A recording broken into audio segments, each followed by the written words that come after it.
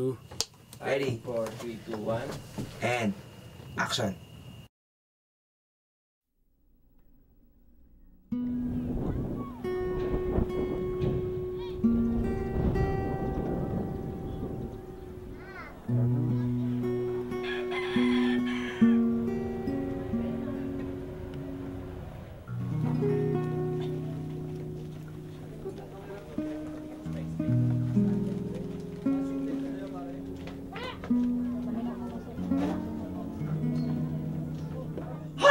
Yan, tapos parang takot. Balik kasi takot. Cut! Playback! Si Lina ay asawa ni Miguel, which is played by Mr. Bembol Rocco.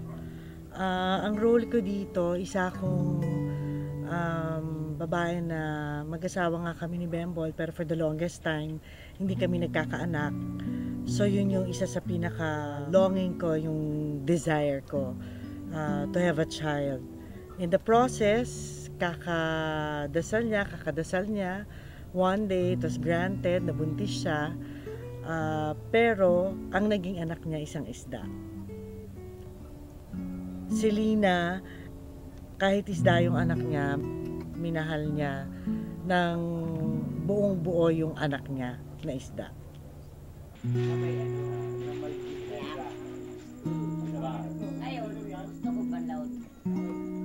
Ready?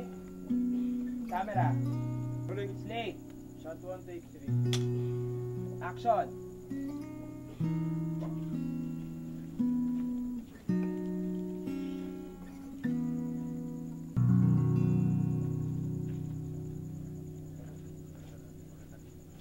Ako si Miguel dito, asawa ni Lina, yung tatay ng isda, na hindi kapaniwala na ganun nga ang nangyari, hindi matanggap-tanggap.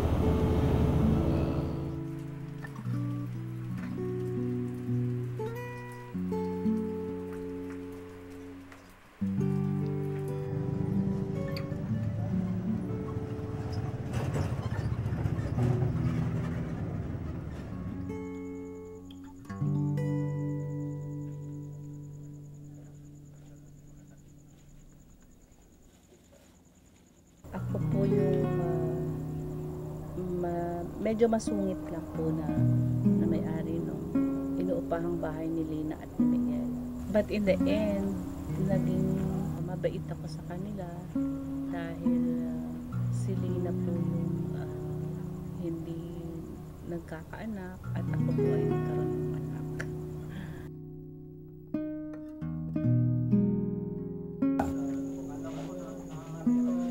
Ang papel ko nga, gaya na ano po, ay isang kumadrona na dito sa aming lugar.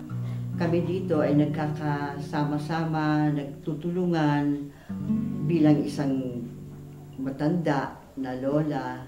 Nilalapitan ako ng lahat ng mga kasama namin dito. Kung sakali mang meron silang problema, ay natutulungan ko.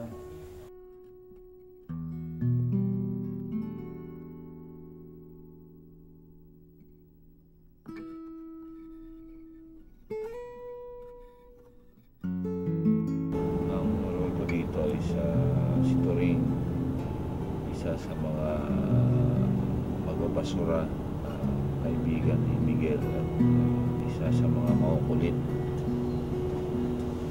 dito sa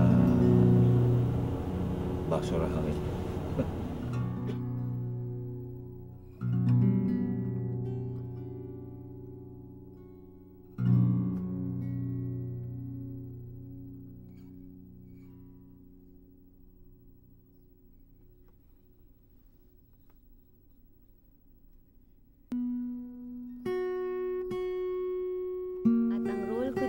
Sa isda ay isang reporter na ang pangalan ay Cory.